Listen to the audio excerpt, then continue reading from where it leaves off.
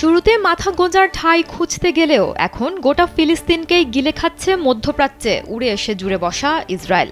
গণহত্যা, নিপীড়ন, নির্যাতন কিছুই বাদ রাখেনি তারা। এতেও ক্ষান্ত হননি দেশটির প্রধানমন্ত্রী বেনিয়ামিন নেতানিয়াহু। নিজের ক্ষমতা আর ইহুদিদের আধিপত্য বাড়াতে একের পর এক নতুন পরিকল্পনা করেই যাচ্ছেন তিনি। বিশ্বের বিভিন্ন দেশ ফিলিস্তিনকে স্বীকৃতি দিলেও এবং সেখানে ইহুদিদের আবাসন তৈরিকে আন্তর্জাতিক আদালতে অবৈধ বলে ঘোষণা দেয়া হলেও তাতে ভ্রুক্ষেপ নেই ইসরায়েলের। গাজাকে অবরুদ্ধ করে রাখার পর এখন পশ্চিম তীরে বসতি নির্মাণের নতুন পরিকল্পনা নিয়েছে তেল আবিব। বৃহস্পতিবার এই সংক্রান্ত একটি প্রকল্পে স্বাক্ষর করেছেন নেতানিয়াহু, যার আওতায় পশ্চিম তীরকে দুই ভাগে বিভক্ত করে সেখানে নতুন ইহুদি বসতি গড়ে তোলা হবে। স্যান্ডেলিনা সো, রূপচর্চায় আভিজাত্য। ফিলিস্তিনি রাষ্ট্র গঠনকে অসম্ভব করাই এই পরিকল্পনার উদ্দেশ্য বলে জানিয়েছে ইসরায়েল।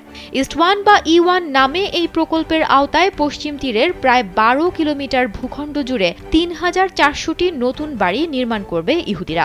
এতে পশ্চিম তীরের বৃহৎ অংশ দখলকৃত পূর্ব জেরুজালেম থেকে বিচ্ছিন্ন হয়ে পড়বে।